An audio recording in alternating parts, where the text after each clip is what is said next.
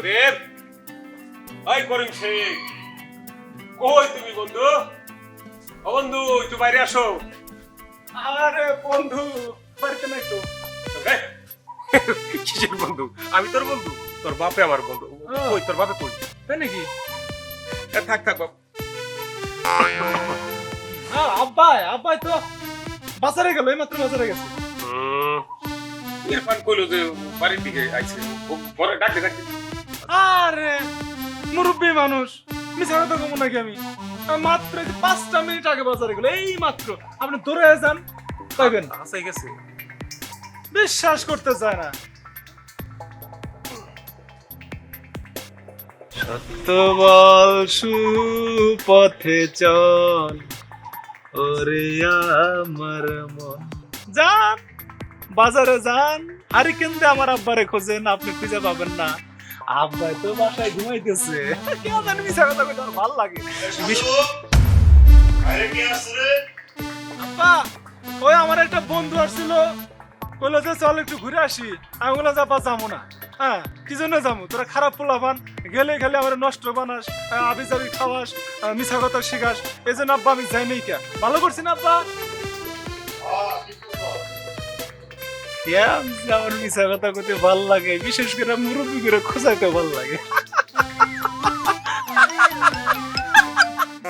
সত্য বল, সুপথে চল, ওরে আমার মন। সাজু আর ভালো হলি না রে।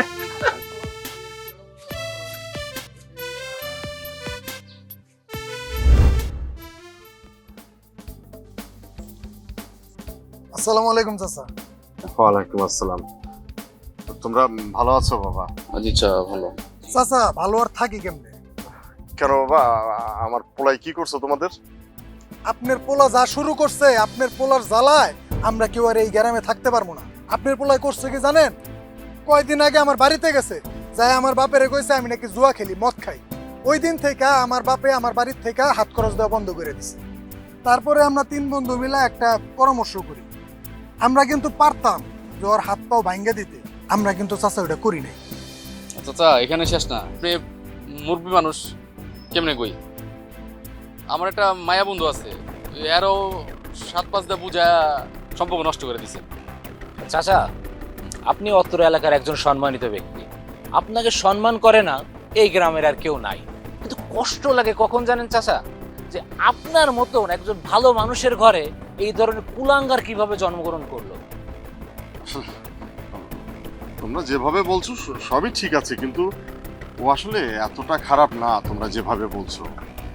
ঠিক আছে, তারপরেও আমি বাড়িতে যাওয়ার পরে আমি ওকে সব জিজ্ঞেস করবো এগুলো কেন করে। আমি নিজেও জানি না বাবা যে কেন করে। ঠিক আছে, তোমরা যখন বলছো আমি ব্যাপারটা দেখবো। চাচা, আপনার পোলারে পুরা গ্রামের মানুষ যতটুক চিনে, আপনার বাপ হয়েও ততটুক চিনতে পারেন নাই। আর আপনার পোলা এত জ্ঞানী, এত জ্ঞানী, ওর জ্ঞান দেখা, ওর মিথ্যা কথা কোয়ার ভাব দেখা মনে হয় কি জানেন, ওরে ঘুমের মধ্যে শয়তানের ট্রেনিং দেয়। এমন এক পোলা আপনি জন্ম দিচ্ছেন। আসল কথা তো চাচা আপনার আমি কই নাই। আসল কথাটা কি, আপনার পোলা আজকে আমার বাড়িতে গেছে, যায় আমার বাপেরে কি জানি বুঝাইছে, বুজুং বাজুং বুঝায়া কইছে যে আমি নাকি ওর কাছ থেকে 10,000 টাকা ধার নিছি। আমার বাপের কাছ থেকে ওই 10,000 টাকা নিয়ে ওই আয় পড়ছে। তারপরে আমি আমার বাড়িতে গেছি, বাড়িতে যাওয়ার পরে আমার বাপ আমার লগে রাগারাগি শুরু করে দিছে। আর আমারে কইয়া দিছে এই 10,000 টাকা নিয়ে ঘরে ঢুকবি, এই 10,000 টাকা নিয়ে যদি না আস তোর আমি বাড়িতে ঢুকতে দিব না। এই টাকা আপনি আমার এখন দিবেন। বাবা, এখন তো আমার কাছে এত টাকা নাই, আমি সে একটা কাজে গেছিলাম। আচ্ছা ঠিক আছে, আমি বাড়িতে যাই, বাড়িতে যাওয়ার পরে আমি ওকে সব কিছু জিজ্ঞেস করি। ও যদি বলে যে ঠিক আছে তোমার টাকা নিয়েছে, আমি তোমার টাকা দিয়ে দেবো বাবা, আমি তোমার টাকা দিয়ে দেবো। ঠিক আছে? চাচা, আপনি বাড়িতে যাবেন, যা ছেলেরে বুঝাবেন, ছেলেরে জিগাইবেন। তারপরে আপনার ছেলে যদি অস্বীকার করে, আমি কি রাস্তাঘাটে থাকবো? আমার তো বাপে বাড়িতে ঢুকতে দিব না। বাবা তুমি শান্ত হও, টাকা দাও। চাচা, শান্ত আর কিছু নাই। আপনার পোলার একবার আমি ছাইরে দিছি। আপনি মুরব্বী মানুষ, আপনার সম্মান করি, এই জন্য আপনার এখন আমি ছাইরে দিতেছি। সোজা বাড়িতে গিয়ে আমার টাকাটা রেডি করে রাখবেন, নাইলে কিন্তু বেশি ভালো হবে না। ভাই চল।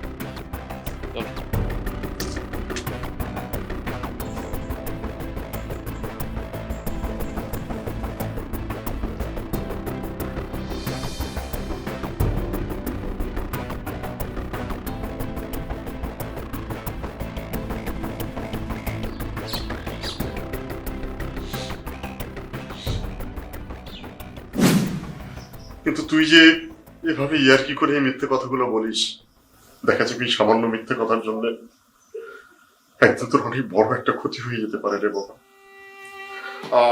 আমি যে ক্ষতিতে পড়ছি, আমি চাই না আমার সন্তান সেই ক্ষতিতে পড়ুক। বাবা তুমি আমার মাফ করে দাও বাবা।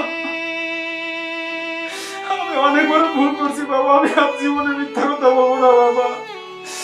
তুমি আমার মাফ করে দাও বাবা, আমি জীবনে মিথ্যা কথা বলবো না বাবা। আমি ছোটবেলা পড়েছিলাম বাবা যে মিথ্যা সকল পাপের মূল। আমাদের প্রিয় নবী হযরত মুহাম্মদ সাল্লাল্লাহু আলাইহি সাল্লাম এই শিক্ষা দিয়ে গেছিলেন বাবা। আমি শুনিনি বাবা, আমি বুঝতে পারিনি বাবা, আমি ভুল করে ফেলেছি বাবা, আমাকে ক্ষমা করো বাবা। ঠিক আছে, বললাম তো সব ঠিক আছে, কিন্তু বাবা একটা কথা, বাবা রে একটা অনুরোধ করি, ঠিক যেভাবে আমার হাত দুটো ধরে আছিস এইভাবে আমার হাত দুটো ধরে আজকে আমাকে কথা দিতে হবে। আজকের পর থেকে তুই আর কখনো কোনোদিন মিথ্যে কথা বলবি না। হ্যাঁ বাবা, আমি আর কোনোদিন মিথ্যা কথা বলবো না, আমি সত্যের পথে চলবো বাবা। তোমার মতো নামাজ রোজা ইসলামের পথে চলবো বাবা। আমাকে শুধু দোয়া করো বাবা, তোমার দোয়াটুকু দরকার বাবা, আমার দোয়াটুকু দরকার। আমি তোমার মতো নামাজ রোজা আল্লাহর পথে চলবো বাবা, তুমি আমার জন্য দোয়া করো।